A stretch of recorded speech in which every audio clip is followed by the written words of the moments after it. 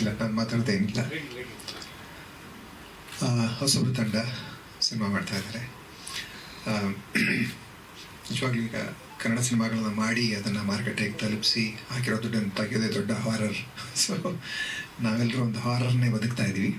ಅದರಲ್ಲಿ ಧೈರ್ಯ ಮಾಡಿ ಸಿನಿಮಾ ಮಾಡಿದರೆ ಮೆಚ್ಚಬೇಕಾಗತ್ತೆ. ಅಂಥವರಿಂದ ಆ ಥರ ಧೈರ್ಯ ಮಾಡ್ತಾ ಇರೋರಿಂದನೇ ಸಿನಿಮಾ ಇನ್ನು ಉಳ್ಕೊಂಡಿದೆ ಅನಿಸುತ್ತೆ. ಈಗ ತುಂಬ ಪ್ರಭಾವಶಾಲಿ, ತುಂಬ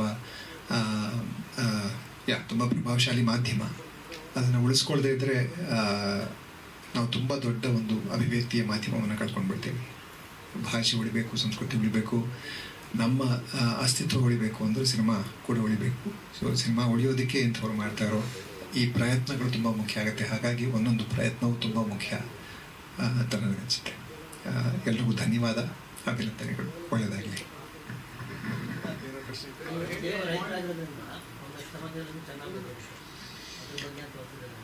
ಅದೇ ಯಾವಾಗಲೇ ನೀವು ಕೇಳಿದಾಗ ಅದೇ ನನಗೂ ಹೇಳಬೇಕು ಅನಿಸ್ತು. ಹಾರರ್ ಯಾಕೆ ಬೇಕು ಅಂತಂದ್ರೆ, ನಿಜ ಜನಗಳಿಗೆ ನಿಜವಾದ ಹಾರರ್ ನೋಡಿ ಏನು ಅನಿಸ್ತಾ ಇಲ್ಲ. ಯಾಕಂದರೆ ದಿವಸ ನೋಡ್ತಾ ಇದ್ದಾರೆ, ಜೊತೆಗೆ ಅದು ಇಮ್ಮಿಡಿಯೇಟ್ ಆಗಿ ಇಂಪ್ಯಾಕ್ಟ್ ಆಗ್ತಾ ಇಲ್ವಲ್ಲ, ಸಡನ್ ಆಗಿ ಇಂಪ್ಯಾಕ್ಟ್ ಆಗ್ತಾ ಇಲ್ಲ, ಆಗ್ತಾ ಇರೋದು ಗೊತ್ತಾಗ್ತಾ ಇಲ್ಲ. ತುಂಬ ಎಲ್ಲ ಸ್ಲೋ ಪಾಯ್ಸನ್ ತಾನೇ ನಾವು ತಗೊಳ್ತಾ ಇರೋದು. ಹಾಗಾಗಿ ಸಡನ್ನಾಗಿ ದೆವ್ವ ಕರ್ಕೊಂಬಂದು ಹೆದರಿಸಿದ್ರೆ ಇವರಿಗೆ ಸ್ವಲ್ಪ ಭಯ ಆಗುತ್ತೆ. ಜೊತೆಗೆ ನಮಗೆ ಸ್ಟಾರ್ಗಳಿಲ್ಲ ಅಂದಾಗ ಸಿನಿಮಾಗಳು ಇಲ್ಲ ದೆವ್ವ ಇಲ್ಲ ದೇವ್ರನ್ನ ಹಿಡ್ಕೋಬೇಕು ನಾವು, ಅವರೇ ದೊಡ್ಡ ಸ್ಟಾರ್ಗಳು ನಮಗೆ. ಸೊ ಅವ್ರ ಮೂಲಕ ಒಂದು ಸಲಕರಣೆ ಅಂತ ಹೇಳ್ಬೋದು. ದೆವ್ವನೋ ದೇವರು ಅದರಲ್ಲಿ ನಮಗೆ ನಂಬಿಕೆ ಇದೆಯೋ ಇಲ್ವೋ ಅದನ್ನು ಬಳಸಿ ಒಂದು ಕಥೆಯನ್ನು ಹೇಳೋಕ್ಕೆ ಸಾಧ್ಯ ಆದರೆ, ಒಂದು ಕತೆ ಕಟ್ಟಿ ಅದರ ಮೂಲಕ ಅನುಭವಗಳನ್ನ ಹಂಚ್ಕೊಳ್ಳೋಕೆ ಸಾಧ್ಯ ಆದರೆ, ಒಂದು ಸಂಭಾಷಣೆ ಸಾಧ್ಯ ಆದರೆ ಯಾಕಾಗಬಾರ್ದು ಅಂತ. ಹಾಂ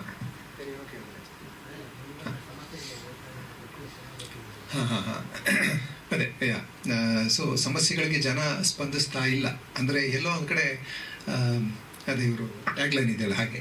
ಸೊ ಬೇರೆಯವ್ರಿಗೆ ಆಗ್ತಾ ಇದೆ ಅನ್ನೋದನ್ನು ನೋಡಿನೂ ಸಹ ನಮಗಾಗಬಹುದು ಅಂತ ಅನ್ನಿಸ್ತಾ ಇಲ್ಲ ನಮಗೆ. ನಾವು ಸೇಫ್ ಆಗಿದ್ದೀವಿ ಅಂತ ಅಂದ್ಕೊಂಡಿದ್ವಿ. ಸೊ ಒಂದು ಕಡೆ ಒಂದು ರಸ್ತೆಯಲ್ಲಿ ಬೆಂಕಿ ಎತ್ಕೊಂಡ್ರೆ ನಮ್ಮ ಮನೆಗೂ ಕೊನೆಗೊಂದು ದಿವಸ ಬಂದು ಮುಟ್ಟುತ್ತೆ. ಅಲ್ಲಿವರೆಗೂ ನಾವು ಹಾಗೆ ಅಜಾಗರೂಕರಾಗಿ ಇರಬೇಕಾ ಅಥವಾ ಎದ್ದೇಳಬೇಕಾ, ಆ ಪ್ರಜ್ಞೆಯನ್ನು ಮೂಡಿಸುವಂಥ ಒಂದು ಸಣ್ಣ ಪ್ರಯತ್ನ ಇದು ಅಂತ ಹೇಳ್ಬೋದು. ಈ ಸಿನಿಮಾದ ಪಾತ್ರ ಕೃಷಿಕ ಪಾತ್ರ ಇದೆಯಲ್ಲ ಸರ್, ಅದು ನಿಮ್ಮ ವೈಯಕ್ತಿಕ ಜೀವನದಲ್ಲಿ ನೀವು ಕೃಷಿ ಮಾಡ್ತಿರಲ್ಲ, ಅದ್ರ ಮೇಲೆ ಏನಾದರೂ ಪರಿಣಾಮ ಬೀರಿದೆಯಾ? ಅಂದರೆ ಬದಲಾವಣೆ? ಇಲ್ಲ, ನಾವು ಮೊದಲಿಂದನೂ ಸಹಜ ಕೃಷಿನೇ ಮಾಡ್ತಾ ಇರೋದು. ಅಂದರೆ ಆರ್ಗ್ಯಾನಿಕ್ ಫಾರ್ಮಿಂಗ್ ಅಂತ ಹೇಳ್ತೀವಿ, ಬೇರೆ ಬೇರೆ ಹೆಸರುಗಳಿಂದ ಕರಿತೀವಿ, ಅದನ್ನೇ ಮಾಡ್ತಾ ಇರೋದು. ನನಗೆ ಈ ಪಾತ್ರ ಒಪ್ಕೊಳ್ಳೋದಕ್ಕೆ ಮೂಲ ಪ್ರೇರಣೆ ಅದೇನೆ. ನಾನು ನಂಬಿರುವಂಥ ವಿಷಯಗಳನ್ನ ಈ ಸಿನಿಮಾ ಕೂಡ ಹೇಳ್ತಾ ಇತ್ತು. ನಾನು ನಂಬಿರುವಂಥದ್ದು ಅಂತ ಮಾತ್ರ ಅಲ್ಲ, ಒಂದಷ್ಟು ಆಧಾರಗಳಿದ್ದ ಇದ್ದಿದ್ದರಿಂದ ನಂಬಿರುವಂಥ ವಿಷಯಗಳು. ಸೊ ಆ ಥರದ ವಿಷಯಗಳನ್ನ ಈ ಸಿನಿಮಾ ಹೇಳ್ತಾ ಇದ್ರಿಂದ